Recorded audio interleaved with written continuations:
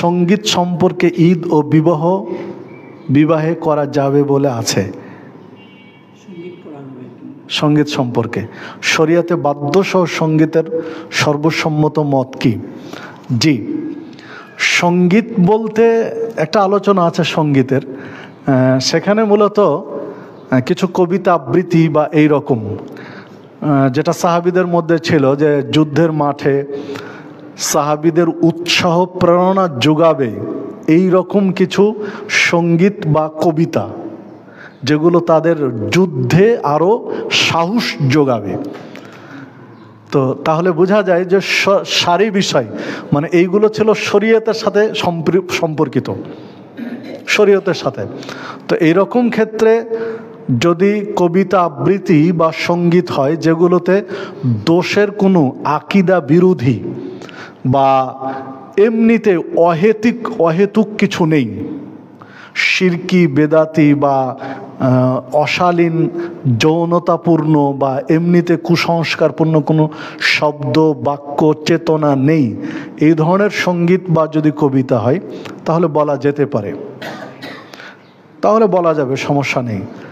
আর বাদ্যযন্ত্র সর্বসম্মতিক্রমে হারাম। শুধু একটা বাদ্যযন্ত্রের প্রতি কিছুটা শিথিল আছে, সেটা হলো দফ।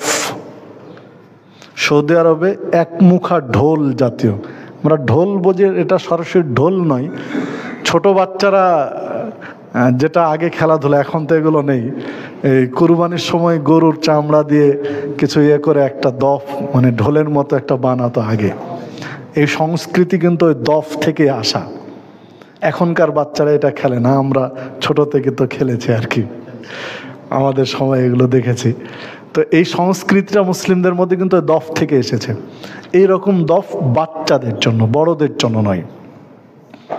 ঈদের দিনে বাচ্চারা দফ বাজাতো, আল্লাহ রাসূল সাল্লাল্লাহু আলাইহি ওয়াসাল্লামের ঘরেই বাচ্চারা দফ বাজাচ্ছিল, আল্লাহ রাসূল সাল্লাল্লাহু আলাইহি ওয়াসাল্লাম না করেননি আর কি, নিষেধ করেননি।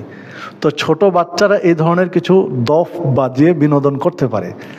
এই দফকে আরও আপডেট ভার্সন দিয়ে বড়রা গান বাজনার সাথে মিউজিক লাগিয়ে করলে এটা শরীয়ত বিরোধী, এটা এদের জন্য নয়, কারণ এটার উদ্দেশ্য খারাপ, ভালো নয়, ভিন্ন উদ্দেশ্যে। আর ওইটা ছোট বাচ্চারা সির্ফ আনন্দ করার জন্য এটা করতো তারা। তো এরকম যদি ঈদের দিনে বা বিবাহের অনুষ্ঠানে একান্ত ছোট বাচ্চারা এ জাতীয় কিছু আনন্দ করে, তাদের জন্য করা যেতে পারে।